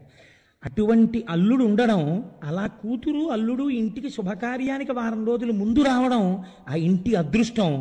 అలా అల్లుడితో సత్సంబంధాన్ని నిరపుకోవడం మామగారి సంస్కారం. కనుక ఇప్పుడు ఏమైంది? అల్లుడు ఆయన రావాలి. పోనీ అయోగ్యుడా? ఆయన ఏమైనా పనికిమాలినవాడా? లోకము చేత దూషింపబడినవాడా? ఆయన లోకపూజితుడు. మా ఇంటికి వస్తే చాలని 10 మంది పొంగిపోయేవాడు. శంకరాచార్యుల వారి చేత స్తోత్రము చేయబడినవాడు. ఆయన ఈయనకొక్కడికే పనికి రాలేదు. ఎవడు యోగ్యుడు, ఎవడు అయోగ్యుడు? కాబట్టి ఆయనని పిలవకుండా నిరీశ్వర యాగం చేస్తున్నాడు. ఇది ఎంత ప్రమాదానికి వెళ్ళిపోతుంది? అర్థం లేనటువంటి కక్ష. మనుష్య జ్ఞానము దేనికి పనికి రావాలో తెలుసా అండి? ఎప్పుడో అప్పుడు మీరు అగ్నిహోత్రాన్ని చల్లార్చాలి. మీ కోపాన్ని పక్కన పెట్టేసి పరిష్కారం వైపుకు వెళ్ళిపోతూ ఉండాలి అడుగులు. అది వెయ్యలేదు దక్షుడు, దాన్ని ఇంకా సాగతీశాడు బాగా. అది ఎంతవరకు వెళ్ళింది? నిరీశ్వర యాగానికి అందరినీ పిలిచాడు. పిలిస్తే కరమనురక్తి అమ్మఖము కన్గొను వేడుక దొంగలింపగా పరమముని ప్రజాపతి సుపర్వ మహర్షివరుల్ సభార్యులై పరువడి వచ్చి అందరు శుభస్థిత దీవనలిచ్చి దక్షుచే బొరిబొరి అచ్చటన్ విహిత పూజల నొందిరి సమ్మదంబురన్. మహర్షులు వచ్చారు, ఋషులు వచ్చారు, వాళ్ళ భార్యలు వచ్చారు, ప్రజాపతులు వచ్చారు, ఎక్కడెక్కడి వాళ్ళు వస్తున్నారు. విమానాల్లో చక్కగా కూర్చుంటున్నారు. వాళ్ళందరికీ బట్టలు పెడుతున్నాడు, నగలిస్తున్నాడు, వాళ్ళని పూజ చేస్తున్నాడు, పలకరిస్తున్నాడు. మీరు ఇంత వాళ్ళు అంటున్నాడు, అంత వాళ్ళు అంటున్నాడు. వాళ్ళందరూ ఈయన్ని గౌరవిస్తున్నారు, ఈయనకి ఆశీర్వచనాలు చేస్తున్నారు, ఈయన వాళ్ళకి సన్మానాలు చేస్తున్నాడు. అందుకుంటున్నారు కానీ పక్కకి వెళ్ళి అందరూ మాత్రం ఒకటి చెవులు కొరుక్కుంటున్నారు. చూడు, మనందరం కావలసి వచ్చాం, మనమందరికీ పూజనీయుడైన వారిని వదిలేశాడు, మనందరినీ పిలిచాడు. శంకరుడు అల్లుడు పిలవలేకపోయాడు. ప్రాప్తం ఉండాలి కదా, అనుకోరండి మరి. ఇప్పుడు దక్షతనయ సతీదేవి తవిలి ఆత్మ సదనము నుండి జనకుని సవన మహిమ గగనచరులు నుతింప ఆ కలకలంబు విని కుతూహలమొప్ప గగనమున చూడ. కైలాస పర్వతం మీద పార్వతీదేవి నించునుంది అంతఃపురంలో. నిలబడితే పైనుంచి విమానాలు వెళ్ళిపోతున్నాయి. ఆ రోజుల్లో యోగశక్తితో విమానాలు మీద వెళ్ళేవారు కదండి. ఆ భార్యలతో కలిసి వెడుతున్నప్పుడు ఎక్కడైనా ఏదైనా ఉపద్రవం జరిగితే వెళ్ళడం వేరు. ఏ రాక్షసులు వచ్చి అమరావతిని ముట్టడించారనుకోండి, పారిపోతూ ఆర్తనాదాలు వినపడతాయి. ఇప్పుడు వాళ్ళందరూ చాలా సంతోషంగా మాట్లాడుకుంటూ ఏదో పెద్ద ఉత్సవానికి వెడుతున్నారని తెలిసిపోతోంది. మంచి సరిగంచు పట్టు చీరలు కట్టుకుని సంతోషంగా మాట్లాడుకుంటూ వెళ్ళిపోతున్నారు. పార్వతీదేవి తలెత్తి వాళ్ళందరి వంక చూసింది. అందరికన్నా ముందు గౌరవింపబడవలసినది, అందరికన్నా ముందు ఆహ్వానింపబడవలసినది, ముహూర్తం పెట్టగానే ముందు చెప్పబడవలసినది ఆవిడికి లేదు అగ్రపూజ. ఆవిడికి చెప్పకుండా ఆవిడ్ని వదిలిపెట్టి వీళ్ళందరినీ పిలిచాడు. వీళ్ళు వెడుతున్నారు. ఇది అమ్మవారికి ఖేద కారణం అవుతుందా అవదా? ఇప్పుడు అమ్మవారికి దేనివల్ల ఖేద కారణం? తన భర్త పట్ల తిరస్కృతి. ఆవిడ మహాపతివ్రత. ఆవిడికి ఇప్పటి వరకు తెలియదు తన తండ్రికి శివుడికి సత్రయాగంలో ఈ రకమైనటువంటి మాటలు జరిగాయన్న విషయం తెలియదు ఆవిడికి. ఎందుకు తెలియదు? నందీశ్వరుడు చెప్పలేదు, శంకరుడు చెప్పలేదు. శంకరుడు చెప్పలేదంటే అప్పటికప్పుడే మర్చిపోయాడు తప్ప, చూసావా మీ నాన్నగారు ఏం చేశారో అని వచ్చి చెప్పలేదు. అలా చెప్తే బ్రహ్మజ్ఞాని ఎందుకు అవుతాడండి? శంకరుడు ఎందుకు అవుతాడు? కాబట్టి ఆయన ఆ మాట చెప్పలేదు. ఇప్పుడు ఆవిడ పైకి చూసింది. చూస్తే తనరారు నవరత్న తటంక రోచులు చెక్కుటద్దములతో చెలిమిచేయ మహనీయ తపనీయ మయపద కజ్జుతల అంశభాగంబుల నవరింప అనంచిత చీనీ చీనాంబర ప్రభలతో మేఖలాకాంతులు మెలమాడ చెంచల సారంగ చారు విలోచన ప్రభలు నల్దిక్కుల బ్రబ్బికొనగా మించు వేడుక భర్తృ సమేతముగను మనితములైన విమానయానలగుచు ఆకాశపథమున అరుగుచున్న కచర గంధర్వ కిన్న రంగనల చూచి. చక్కటి పట్టుబట్టలు కట్టుకున్నారు, మంచి మంచి నగలు పెట్టుకున్నారు, మంచి మంచి జవ్వాజీ మొదలైన సుగంధ పరిమళాలు ఒంటి నిండా వెదజల్లుతున్నారు. భర్తలతో కలిసి ఎవరెవరు వెడుతున్నారు? ఋషులు, గంధర్వులు, కేచరులు, కిన్నెరులు, కింపురుషులు అందరూ వెళ్ళిపోతున్నారు యాగానికి. వీళ్ళందరూ వెడుతున్నారే, ఇంత సంతోషంగా వెడుతున్నారే, వీళ్ళందరూ వెళ్ళిపోయేటప్పుడు ఇలా చూసి ఈవిడ్ని మాత్రం పిలవలేదు అని అనరా? ఆడపిల్ల ఏం కోరుకుంటుంది అంటే, ఆడపిల్ల రెండిటిని కోరుతుందిట ఎప్పుడూ కూడా. శాస్త్రం ఎంత గొప్పగా మాట్లాడిందండి. తన పుట్టింటికి వెళ్ళినప్పుడు పరాయి పిల్లలా ఉండాలని కోరుకోదట. పుట్టింటికి వెళ్ళేటప్పటికీ అక్కడ ఉన్నటువంటి వైభోగము తన భోగమే అని అనుభవించాలని కోరుకుంటుందిట.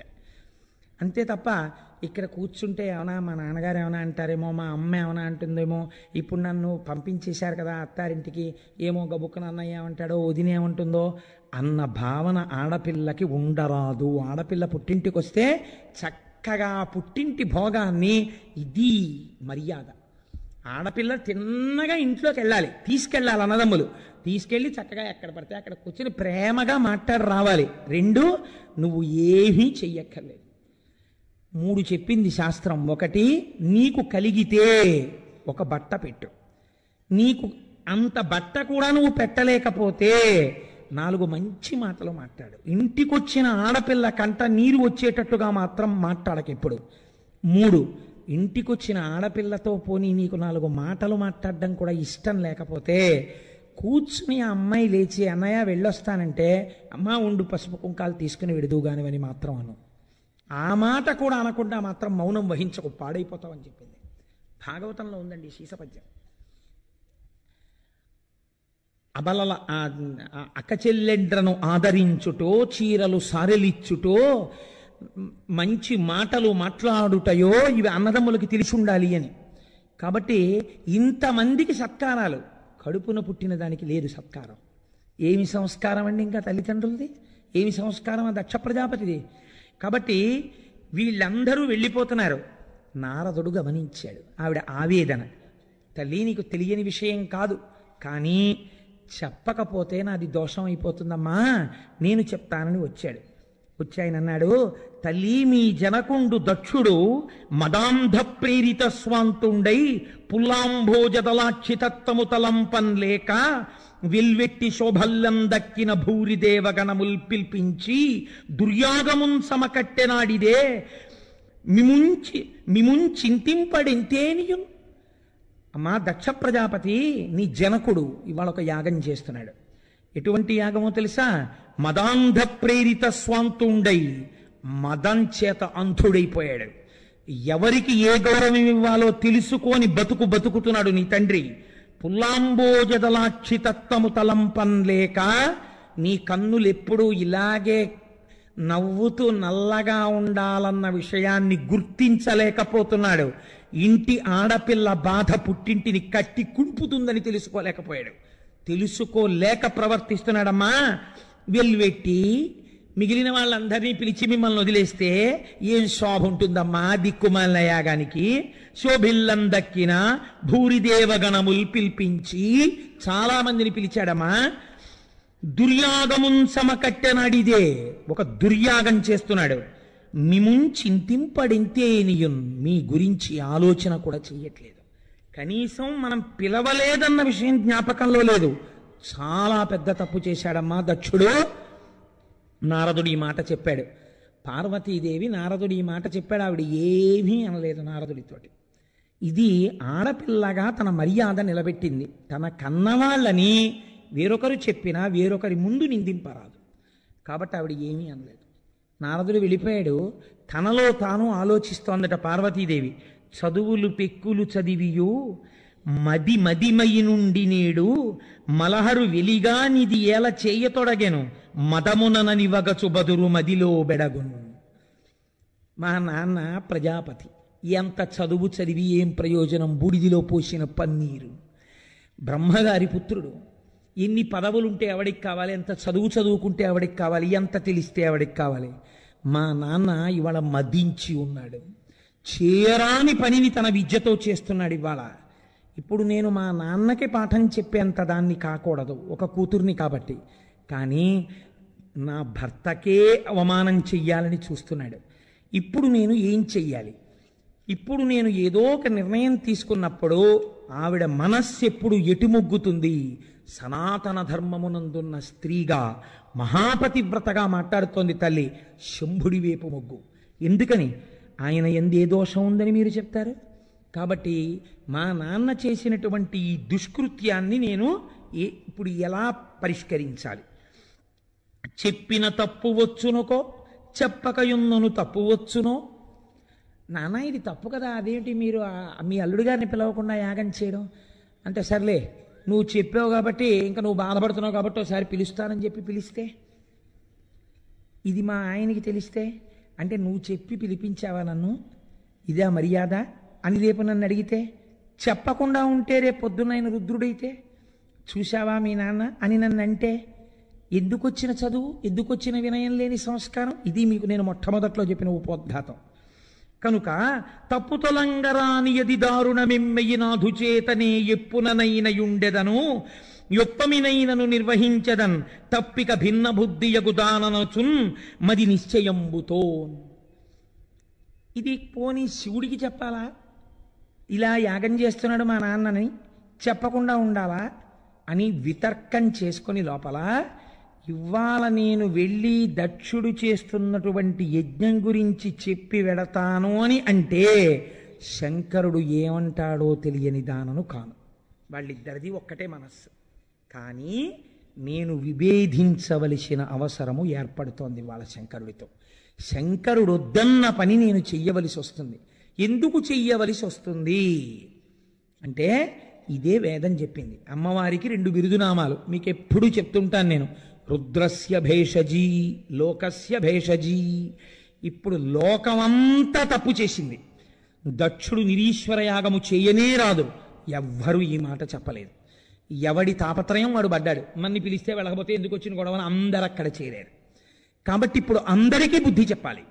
వెళ్ళిన వాళ్ళందరికీ బుద్ధి చెప్పాలి. శంకరుడి పట్ల అమర్యాద ఏ స్థితికి వెడుతుందో చూపించాలి. ఆయన మహాజ్ఞాని. ఆయన ఏమంటాడంటే, నీకెందుకు అక్కడికి వెళ్ళడం అసలు అంటాడు. కానీ నేను ఇప్పుడు అక్కడికి వెడితే శివుణ్ణి రుద్రుణ్ణి చేస్తాను, కోపం వచ్చేట్టు చేస్తాను. కోపం వచ్చిన రుద్రుడు శిక్ష వేస్తాడు. శిక్ష వేస్తే లోకానికి దెబ్బ తగులుతుంది. తిన్న తర్వాత వీపులు వాచిపోతాయి ఒక్కొక్కడికి. వాచిపోయిన తర్వాత ఏడుస్తారు. ఏడిచిన తర్వాత నేనేం చేయాలి? మళ్ళీ రుద్రుణ్ణి ఏం చేయాలి? రుద్రస్య భేషజీ, శివుణ్ణి చెయ్యాలి. అప్పుడు ఏం చేయాలి? మళ్ళీ నేనే ఆయన పక్కకి భార్యగా వెళ్ళాలి. కాబట్టి మేనకాహిమవంతులకి కుమార్తెగా పుట్టాలి. పుట్టి పార్వతీ కళ్యాణమై ఆయన పక్కకి వెళ్ళాలి. వెళ్ళి కుమారస్వామిని కనాలి. కానీ ఏం చెయ్యాలి? మళ్ళీ అప్పుడు తప్పు చేస్తారు, అప్పుడు లెంపకాయ కొట్టించాలి. మళ్ళీ ఏం చేయాలి? అదే కుమారస్వామితో తారకాసుర సంహారం చేసి లోకాన్ని కాపాడాలి. ఎప్పుడెప్పుడు అవసరమో అప్పుడు శివుణ్ణి రుద్రుణ్ణి చెయ్యాలి, మళ్ళీ శివుణ్ణి చెయ్యాలి. కాముడి విషయంలో చెయ్యాలి, కాలుడి విషయంలో చెయ్యాలి, లోకం విషయంలో చెయ్యాలి. అవసరమైతే హాలాహల భక్షణం చేయించాలి ఆయనతో. అవసరమైతే ఆయన్ని రుద్రుణ్ణి చేసి వీళ్ళని 4 లెంపకాయలు కొట్టించి బుద్ధి చెప్పించాలి. కాబట్టి ఇప్పుడు నేను ఆయన చెప్పిన మాటకి వ్యతిరేకంగా ప్రవర్తించవలసిన సమయం ఆసన్నమైంది. నేను ఎన్నడూ ఈ పని చేసిన దానను కాను. కానీ నా చేత నా తండ్రి ఇవాళ ఈ పని చేయిస్తున్నాడు.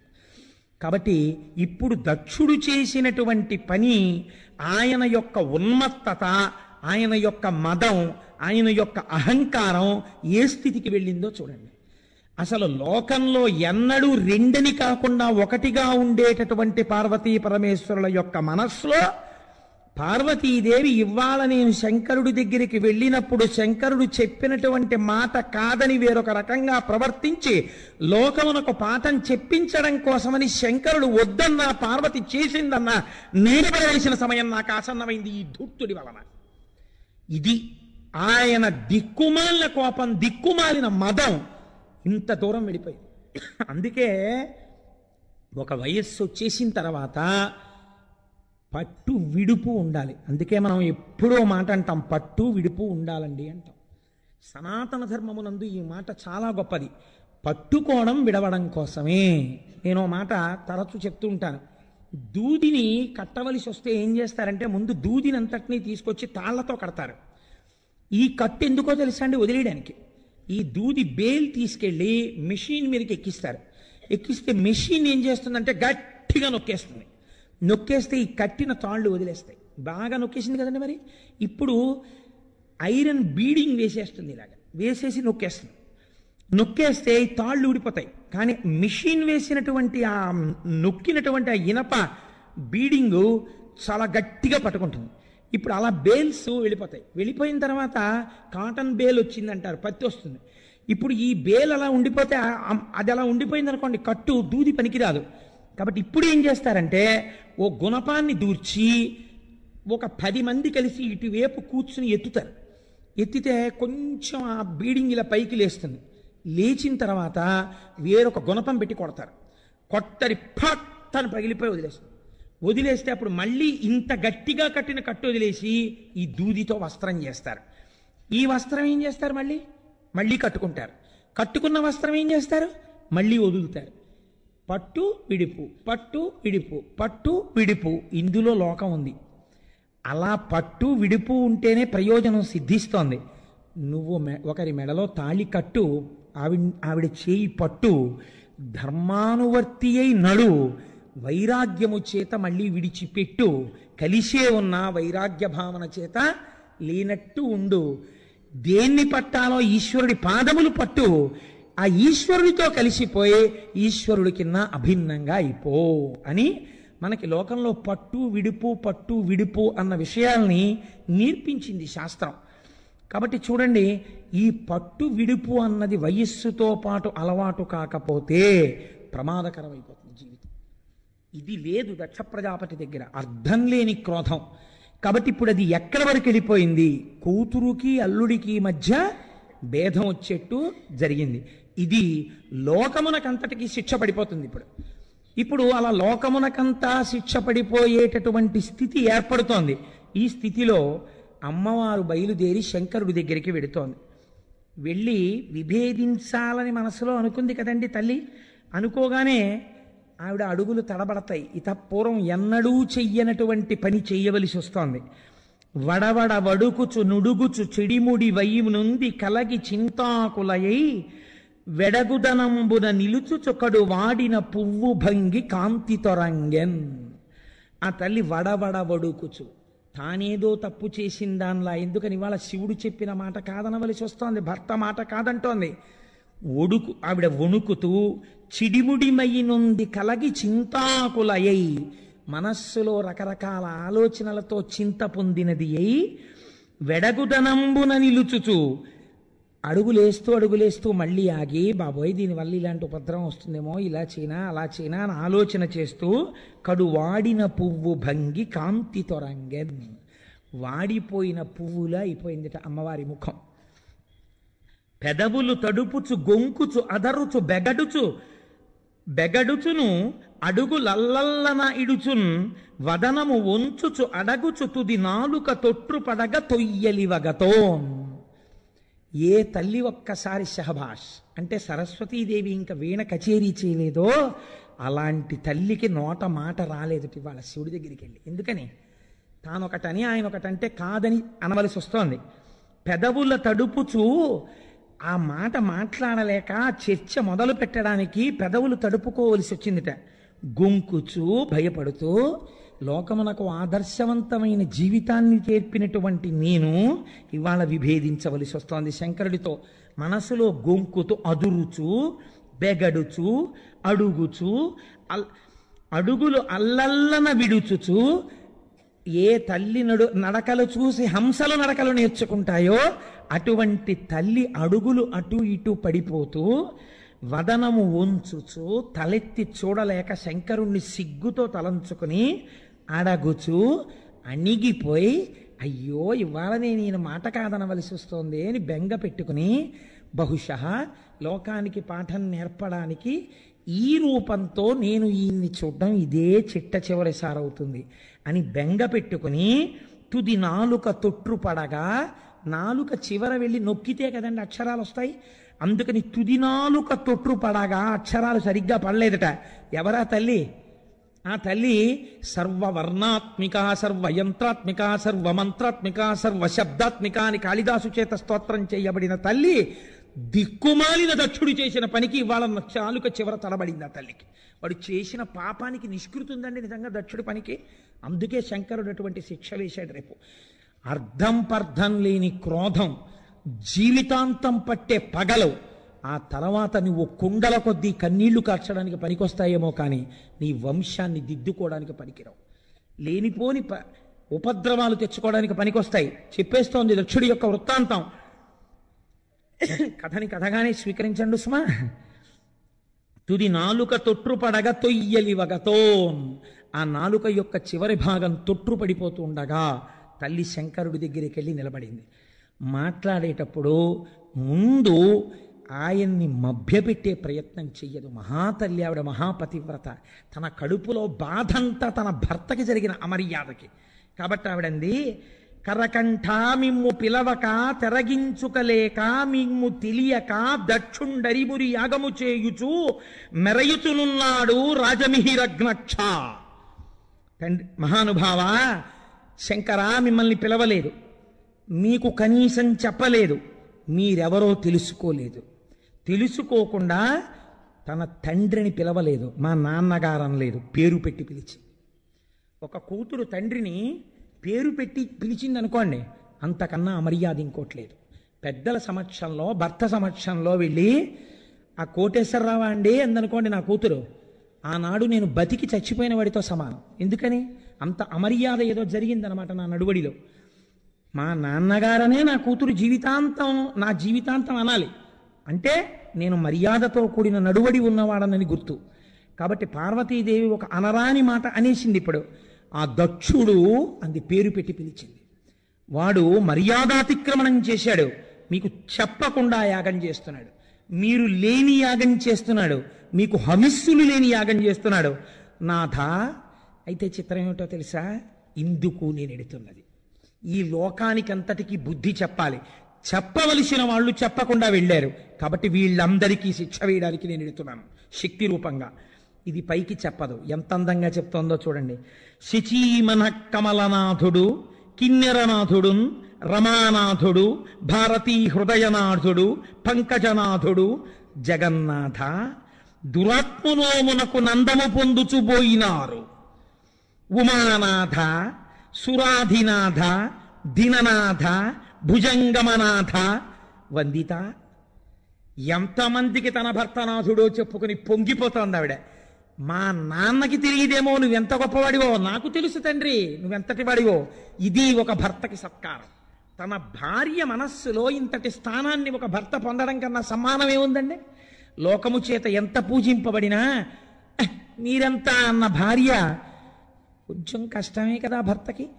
ఎంత గొప్పగా మాట్లాడింది చూడండి. నాథ, ఓ భర్త, శచీమన కమలనాథుడు, వీటికి నేను వివరణలు చెయ్యక్కర్లేదు, కిన్నెరనాథుడు, రమానాథుడు, భారతీ హృదయనాథుడు, పంకజనాథుడు, వీళ్ళందరూ నాథులన్ని పేర్లున్న వాళ్ళు వెళ్ళారు. కానీ అసలు జగత్స్వరూపంలో ఉన్న వీళ్ళందరికీ నాథుడవు నీవు జగన్నాథ, నిన్ను వదిలేడు. దురాత్మనోమునకు నందము పొందుచుబోయినారు. ఇప్పుడు దక్షుడి పేరు కూడా తీసేసింది, ఇంకో మెట్టు పైకెక్కింది ఆవిడ కోపం. దురాత్ముడు, దుష్టుడైన వాడి యాగానికి సంతోషంగా వెళ్ళారు వీళ్ళందరూ. ఉమానాథ, సురాధినాథ, నా నాథుడివి నువ్వు. ఇది ఆవిడ గొప్ప. ఎంతమందికి ఎవరి నాథులు అక్కడికి వెళితే నాకెందుకు, నా నాథుడవు, నిన్ను పిలవలేదు కాబట్టి ఆ యాగం జరగడానికి వీల్లేదు. ఇది ఆవిడ కడుపులో బాధ. ఉమానాథ, సురాధినాథ, దిననాథ, భుజంగమనాథ వందిత, ఇంతమంది చేత నమస్కరింపబడేవాడా, వాళ్ళు ఎడితే మాత్రం నీకు వచ్చిన లోటు ఏమిటయ్యా అన్నట్టుగా చెప్పి, ఎంత తప్పు చేశారో చూసావా వీళ్ళందరూ వెళ్ళారు అది అని ఇప్పుడు నటన ప్రారంభం చేసింది. ఇప్పుడంది, శంకర చూశారా ఇంతమంది వెళ్ళారు కదా మా నాన్న యాగం చేస్తున్నారని, కావున ఆ యజ్ఞమునకు ఈ విభుదగణంబులర్ధి ఏగెదరదిగో దేవా మనమిప్పుడచటికి పోవలను వేట్క నాకు పుట్టెడు అభవ. వీళ్ళందరూ ఎందుకు వెళ్ళారనుకుంటున్నారు ఈ వెళ్ళిన వాళ్ళందరూ? కావున ఆ యజ్ఞమునకు ఈ విభుదగణంబులర్ధి ఏగెదరదిగో, వీళ్ళకేవో కోరికలు ఉన్నాయి అక్కడ తీర్చుకోవడానికి వెళ్ళారు, అక్కడ ఆయన ఇచ్చి బుచ్చుకోవడానికి వెళ్ళారు తప్ప వాళ్ళందరికీ ఇంకో కారణం ఉందనుకుంటున్నారా? ఆయన ఏదో సన్మానం చేస్తాడని వెళ్ళారు. ఈశ్వర ఇంతమంది వెళ్ళారు కదా, నాకు కూడా వెళ్ళాలనుంది, నాకు కూడా వెళ్ళాలనుంది అంటే మీతో కలిసి వెళ్ళాలనుంది కాబట్టి దేవా మనం ఇప్పుడు అచ్చటికి పోవెలనను వేట్క నాకు పుట్టెడు నభవ, మన ఇద్దరం కలిసి నాకు అక్కడికి వెళ్ళాలన్న కోరిక పుట్టింది అభవ, నా కోరిక తీర్చరా. ఆ యజ్ఞము కనుగొనగా నాయనుజలు భక్తి ప్రాణ నాథులతోడన్ బాయక వత్తురు, మనమున్ పోయిన నే వారిన చట పొడగనగల్గున్. శంకరుడికి ఎలా అడగాలో అలా అడుగుతోంది. నా చెల్లెళ్ళున్నారే, ఆ చెల్లెళ్ళందరూ వాళ్ళ భర్తలతో కలిసి వెళ్ళుంటారు. ఇప్పుడు నేను ఆ యాగానికి వెడితే మా చెల్లెళ్ళందరి ఇళ్ళకి వెళ్ళడం అంటే మనకి ఖాళీ ఉండదు కదా. ఒక్కసారి వెళ్ళామనుకోండి ఈ ఉత్సవానికి, అక్కడ మా చెల్లెళ్ళందరూ మా మరుదులతో వస్తారు, ఓసారి అందరినీ చూసి వచ్చినట్టు ఉంటుంది, నాకు సంతోషంగా ఉంటుంది కదా. ఆడపిల్ల మనస్సు ఎలా ఉంటుందో, ఆడపిల్ల ఎలా మాట్లాడుతుందో అలా మాట్లాడిందండి నిజంగా తల్లి ఆ రోజున. ఇవి మీకు ప్రతి ఇంటిలో వినబడే మాటలు. పెద్దవాళ్ళు అయిపోయారు కదా, వాళ్ళిద్దరూ పీటల మీద కూర్చుని అగ్నిహోత్రంలో హవిస్సు వేస్తుంటే, ఋషులు మంత్రాలు చెప్తుంటే, అగ్నికీలలు ఇలా పైకి వస్తుంటే, మా చెల్లెళ్ళందరూ గబగబా సాధారణంగా పెళ్లిపీటల మీద అన్నదమ్ముడు కూర్చుంటే వదినగారులు ఉండరు పక్కన. తోడపుట్టిన ప్రేమ ఆడపిల్లలు వెనకాతల కూర్చుని వాళ్లే బుగ్గం చుక్క దిద్దుతారు, వాళ్లే ఆ జీలకర్ర బెల్లం సిద్ధం చేస్తారు. మా తమ్ముడు మా అన్నయ్య అని పాప వీడియో ఫోటోల్లో వెనకాల నించుంటారు. ఎంత పిచ్చి ప్రేమో, హారతిస్తారు. 50 రూపాయలు హారతి పళ్ళెంలో వేస్తే 5 కోట్ల రూపాయల కానుకని మడిచి పెట్టుకుని ఎంతో జాగ్రత్తగా మా అన్నయ్య ఇచ్చాడు, మా అన్నయ్య ఇచ్చాడని పొంగిపోతారు. మా అమ్మగారు పెట్టారండి, మా అమ్మగారు పెట్టారని. ఎంత పిచ్చి ఆడపిల్లలో నిజంగా. కాబట్టి అలాగే మాట్లాడింది పార్వతీదేవి. మా అమ్మ నాన్నగారు యాగం చేస్తుంటే అగ్నిహోత్రం ఇలా వెలుగుతుంటే మా చెల్లెళ్ళందరూ వెనకాతలు నిలబడి అవి ఇవి అందిస్తూ ఉంటారు కదా, అలా అందిస్తున్నప్పుడు మా మరుదులందరూ కూర్చుంటారు. మీరు ఒక్కరు రాకపోతే ఏం బాగుంటుంది, మీరు అందరూ చక్కగా అలా కూర్చుంటే, అందులో మీరు పెద్దల్లుడు ఇంటికి మీరు అలా కూర్చుంటే నేను వాళ్ళతో కలిసి మా అమ్మ నాన్నగారి వెనకాతలు నించోవాలనుంది, మీరు రారా. ఎంత బతిమాలిందండి.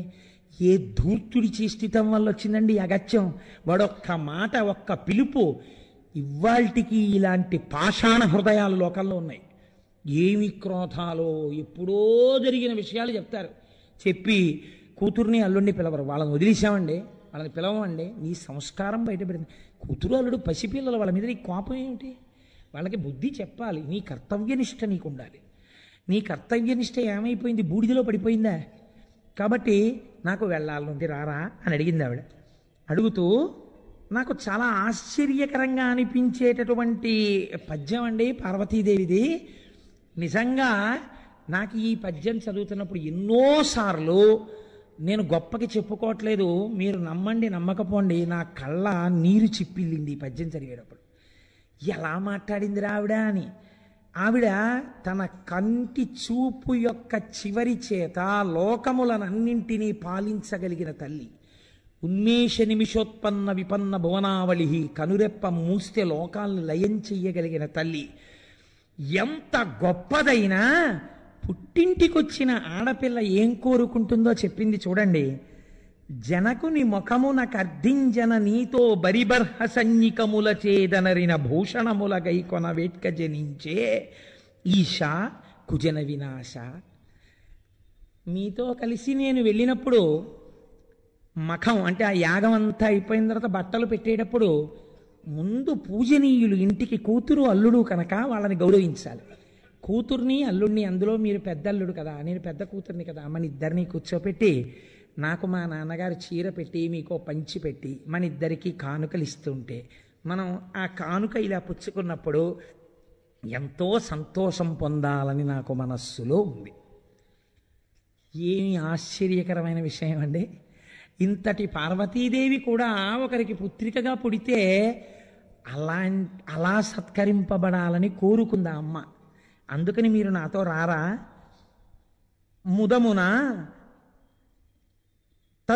మఖోత్సవ విభూతి కనుంగొన దివ్యకామినుల్ పదవులు గట్టి భూషణ విభాసితులై నిజనాథయుక్తలై మద కలహంస పాండుర సమంచిత దివ్య విమానయానలై అదే చదుచున్నవారు కనుమభ్రపదంబున నీలకంధర. ఎంతమంది వెడుతున్నారో చూడండి భర్తలతో కలిసి. వాళ్ళందరూ ఆ దక్షుడికి అభిమానులు. కానీ ఆ ఇల్లు నా పుట్టిల్లు కదా, అందుకని చెప్పి వెళ్ళాలి కదా అనగా విను. లోకంబున జనకుని గేహమున కలుగు సకల సుఖంబుల్ తనయులు జని సంప్రీతిన్ కనుగొనకీ రీతి నిల్చుగాయముల భవ. ఎంత గొప్ప మాట అందండి ఆ తల్లి. ఆడపిల్ల పెళ్ళైపోయిన తర్వాత ఇంటికి వస్తే ఆడపిల్ల కంట పడకూడదని, అమ్మ నేను తీసుకొస్తానులే చీర, నీకంటే వద్దులే నువ్వు బీరువా తీకు అందనుకోండి. ఆ తల్లి ఎంత గాయపడుతుందో ఆడపిల్ల హృదయం. అంటే నేను ఇప్పుడు ఈ ఇంటికి దూరం అయిపోయానన్నమాట అనుకుంటుంది. ఆడపిల్లట స్వతంత్రంగా తిరగాలనుకుంటుందిట. అక్కడ పుట్టి అక్కడ ఆడుకుని అక్కడ పెరిగిన పిల్ల కదండి, అరమరిక చేసి దూరం చేస్తే సహించలేదట. స్వతంత్రంగా తిరగాలని ఉంటుంది కదా ఆడపిల్లకి. నాథా అందుకని అలా ఒక్కసారి పుట్టింట్లో తిరగాలనుంది. ఇప్పుడుంది ఆ స్వేచ్ఛ ఆవిడికి. వాడు పలకరించడు దుష్టుడు. అయినా ఆవిడ ఒక ఆడపిల్లగా మాట్లాడుతోంది. ఏమంటాడో శంకరుడు చూద్దాం అని. ఆవిడికి తెలుసు పిలవలేదని. కాబట్టి ఇప్పుడు అంటోంది, ఎంత ధర్మం చెప్పిందండి నిజంగా మహాతల్లి. అనయము పిలువకయుండన్ చన అనుచితమంటివేని జనక గురు సుహృత్ జననాయక గేహములకు చనుచుందురు పిలవకున్న సజ్జనులధిప. మన్ని పిలవలేదుగా పార్వతి, అల్లుణ్ణి పిలవాలిగా, మరి నన్ను ఆహ్వానించలేదుగా, పిలవని చోటుకి నేను వెళ్ళొచ్చా, అది దోషం అవుతుంది కదా అంటారేమో. 4 చోట్లకి పిలవకపోయినా వెళ్ళవచ్చు, శాస్త్రం అంగీకరించింది. సజ్జనులు ఆ 4 చోట్లకి వెడతారు పిలవకపోయినా. ఎక్కడెక్కడికి వెడతారు? జనక తండ్రి గారింటికి పిలిస్తేనే వెళ్ళాలని లేదు, పిలవకపోయినా వెళ్ళవచ్చు. గురువుగారి ఇంట్లో ఏదైనా గొప్ప ఉత్సవం జరుగుతుంటే గురువుగారు మనని పిలవలేదని ఆగకూడదు. గురువుగారింట్లో ఉత్సవం జరుగుతోందని తెలిస్తే వెళ్ళిపోవచ్చు గురువుగారింటికి. కాబట్టి గురు. అలాగే సుహృత్, మంచి స్నేహితుడు. ఏదో పొరపాటున చెప్పలేకపోయాడు, ఆగకూడదు. సుహృత్ అయితే నువ్వు వెళ్ళిపోవాలంతే, నన్ను పిలవలేదు అనకూడదు.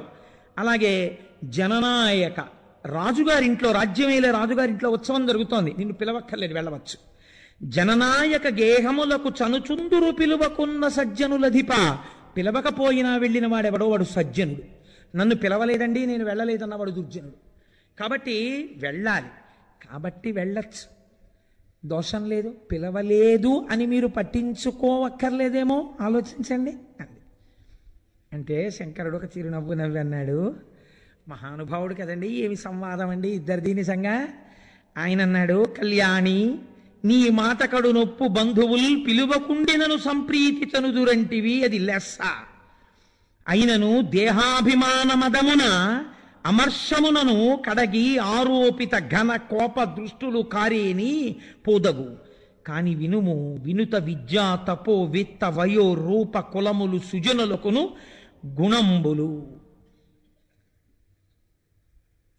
పార్వతి నువ్వు చెప్పావే పిలవకపోయినా వెళ్ళొచ్చని, అది పరమధర్మం, నేను దాన్ని కాదంటలేదు, వెళ్ళవచ్చు పుట్టింటికి. ఎటువంటి పుట్టింటికి వెళ్ళొచ్చు?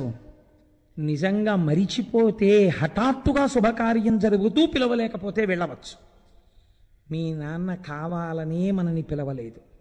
విత్త వయో రూప కులములు సుజనులకును గుణంబులు. ఇవి సుజనులైతే వాళ్ళకి గుణాలు అవుతాయి.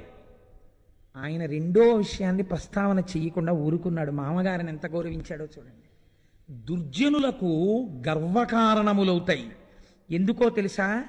వాళ్ళు కడుపులో వేరొక భావన పెట్టుకుని మేమింత గొప్పవాళ్ళం, ఇంత గొప్పవాళ్ళం మేం కదా అని అవతల వాళ్ళని అవమానించడానికి ప్రయత్నిస్తారు తప్ప ఈశ్వరుడిచ్చిన విభూతిని వినయంగా స్వీకరించారు. కుటిల బుద్ధులైన కుజనుల ఇండ్లకు ఆర్యులేక వారనాదరమున బమలు ముడివడంగ భూరి రోషాక్షులై చూతురదియుగాక ఇదియు వినుము. చాలా సద్బుద్ధితో, వినయంతో, మంచితనంతో, ఆదరంతో, అభిమానంతో, ఆప్యాయంతో, అనురాగంతో పిలవకపోయినా మనం వెళ్ళినా కుటిల బుద్ధులైన కుజనులు ఏం చేస్తారో తెలుసా? చూసావా పాపం, పోన్లే ఆప్యాయంగా వచ్చారు కదా, ఎందుకు ఈ పట్టింపు అనుకోరు. కడుపులో క్రోధం పెరిగిపోయిన వాళ్ళు బొమలు ముడులు వేయించి ఇలా పెడతారు ముఖాలు. చూడగానే ఇలా ఉండవు కనుబొమలు, ప్రసన్నంగా ఉండరు, ఇలా ముడుచుకుని మిమ్మల్ని ఎవరు రమ్మన్నాడన్నట్టు చూస్తారు. అది చాలా బాధగా ఉంటుంది పార్వతి, విను. అదియూ కాకుండా నీకొకటి చెప్పన, సమదరిపు ప్రయుక్త పటు సాయక జర్జిరతంగుడయ్యు దుఃఖముల దొరంగి నిద్రగనుగాని కృషింపడు మనవుండు ఓ యుమా. విను, ఇష్టబాంధవ దురుత్తులు మర్మములంటా నాట చిత్తంబున అహర్నిశంబు పరితాపమునుంది కృషించి చాట్పునన్. పరమవృద్ధుడైపోయి ఒంటి నిండా అనారోగ్యం ఉన్న రాత్రి వేళ ఇంత ఔషధం తీసుకుని ఇంత ఏదో కడుపు నిండే పదార్థం తినేసి పడుకున్న వాడికి ఒళ్ళు పుళ్ళు నెప్పెడుతున్నా సరే నిద్ర పట్టేసి బాధ మర్చిపోతాడు. ఈ బాధలు ఏవీ ఒంట్లో లేకపోయినా, ఒళ్ళు చాలా సుఖంగా ఉన్నా, పరమ ఆరోగ్యంగా ఉన్నా, కడుపు నిండా తిన్నా, అకారణంగా తన బంధువుల చేతనే అవమానింపబడిన వాడు నిద్రపోకుండా నిద్రపోగొట్టుకుంటాడు పార్వతి. ఆ బాధ వర్ణనాతీతం. అందుచేత వెళ్ళకూడదని నేను చెప్తున్నాను. వాళ్ళు కుజనులు, వాళ్ళు అలా నిన్ను చూడరు, నీ ఆప్యాయతని వాళ్ళు పట్టించుకోరు. నిరహంకార నిరస్త దోష సుజనానిందోల్జోల్ల సత్కీర్తి కొందరు కామించి శశక్తులై మనలన్ దందహ్యమానేంద్రియాతరులై యూరకమచ్చరింతురు మహాత్ముండీశ్వరుండైన ఆ హరితో బద్ధ విరోధముందొడరు దైత్యశ్రేణి చందంబునన్. నువ్వెంత మంచివాడివి, నువ్వు ఎలా ఆలోచిస్తావు, నీ గుణాలేమిటి వాళ్ళకి అనవసరం. వాళ్ళకి ఎప్పుడు ఏం కావాలో తెలుసా? నువ్వు గొప్పవాడిగా ఉండడమే వాళ్ళకి బాధాకరమైన విషయం. అందుకే వాళ్ళు నిన్ను ఎప్పుడూ అవమానించే మాటలే మాట్లాడతారు. లోకములన్నింటినీ రక్ష చేసి అవతారములెత్తి రాక్షసుల్ని చంపి ఇంత క్లేశపడి ధర్మాన్ని నిలబెట్టే శ్రీ మహావిష్ణువు మీద రాక్షసులకు ఎందుకు ఆగర్భ కోపం చెప్పు పార్వతి? ఏ తప్పు చేశాడని శ్రీ మహావిష్ణువు మీద రాక్షసులకు కోపం? రాక్షసులు కాబట్టి కోపం అంతే. అలాగే సజ్జనుడైనటువంటి వాడు సజ్జనుడుగా ఉండి ప్రేమతో ప్రవర్తించిన దుర్జనుడైన వాడు ఆ ప్రేమని చూడలేడు. వాడి కడుపు మంటతోనే ఉంటుంది, వాడు అవమానించడానికే ప్రయత్నిస్తాడు. ఇంత దూరం వచ్చేసింది కాబట్టి నీకు నేను ఒక విషయాన్ని చెప్పేస్తున్నాను, బాగా విను. ఏదో తెలుసా? ఒకానొక సమయంలో చతుర్ముఖ బ్రహ్మగారు సత్రయాగం చేసినప్పుడు నేను బ్రహ్మగారి సభలో కూర్చునున్నాను. మీ నాన్నగారు ఆ సభలోకి వచ్చారు. అందరూ లేచి నిలబడ్డారు. చతుర్ముఖ బ్రహ్మగారు లేవలేదు, నేను లేవలేదు. మేమిద్దరం మీ తండ్రి గారికి నమస్కరించలేదు. కానీ పరమమైన సత్యం ఒకటి చెప్తున్నాను, నాకు నేను నమస్కరించుకోకూడదు. అందుకని నేను నమస్కరిస్తే మీ తండ్రి అహంకారము మరింత వెర్రితలలు వేసేసేటంతటి దుందుడుకు స్థితిలో ఉన్నాడు. కానీ నా మర్యాద నేను తప్పకూడదని, ఆయన దేహమునకు నమస్కారం చేస్తే అహంకారం పొందుతాడని నేను అక్కడే కూర్చుని నాదే అయిన వేరొక రూపమైన అంతటా వ్యాపించి లోకమునందు నిలబడిన పరమ సత్వగుణ ప్రధానమైన లోకేశ్వరుడైన వాసుదేవుణ్ణి ఆయన గుండెలలో చూసి నమస్కరించాను పార్వతి. మౌనంగా నాలో నేను నమస్కరించుకున్నాను.